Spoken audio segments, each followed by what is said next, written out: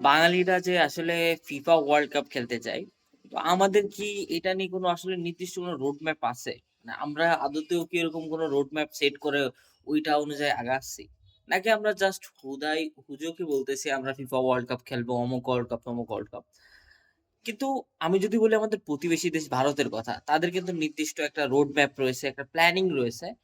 তো তারা কিন্তু একদম 100% না পারলেও ওইটা ধরে আগাইতেছে। যেমন তাদের মানে রোড ম্যাপটা হচ্ছে তারা ২০৪৭ সালের ভিতর ফিফা ওয়ার্ল্ড কাপ খেলবে। এশিয়ান টপ 4 টিমের মধ্যে একটা টিম হবে। তো এইটা অনুসারে তারা কি করতেছে? তারা মানে বিভিন্ন টুর্নামেন্ট খেলতেছে। যেমন গত বছর তারা খেললো আরাব কাপ, হ্যাঁ? আমাদের আরব কন্টিনেন্টে যত টিমগুলা আছে কাতার, ওমান, আ উজবেকিস্তান, সৌদি আরব, ইরাক, ইরান এইসব স্ট্রং টিমগুলোর এগেইনস্ট এ তারা একটা টুর্নামেন্টে অংশ নিছে, ওইখানে খেলছে। ওইখানে জেতা না জেতা এটা হলো পরের বিষয়। তারা একটা এক্সপেরিয়েন্স গ্যাদার করছে। তাদের প্লেইং স্টাইলটা সম্পর্কে তারা ধারণা মানে একটা ধারণা পাইছে। তাদের ফল সম্পর্কে ধারণা পাইছে। এই বছরও তারা ইউনিটি কাপ নামে একটা মানে টুর্নামেন্ট খেলবে লন্ডনে, যেখানে অংশগ্রহণ করবে আফ্রিকান ২ টা টিম, হ্যাঁ?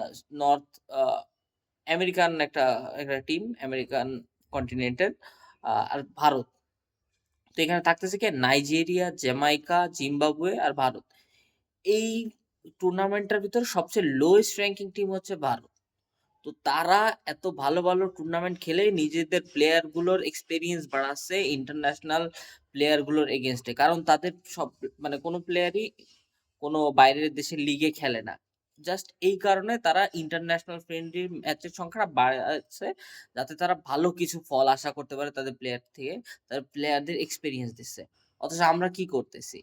মানে জাস্ট খেলার নামে একটা বিজনেস করতেছি আর কিচ্ছু না।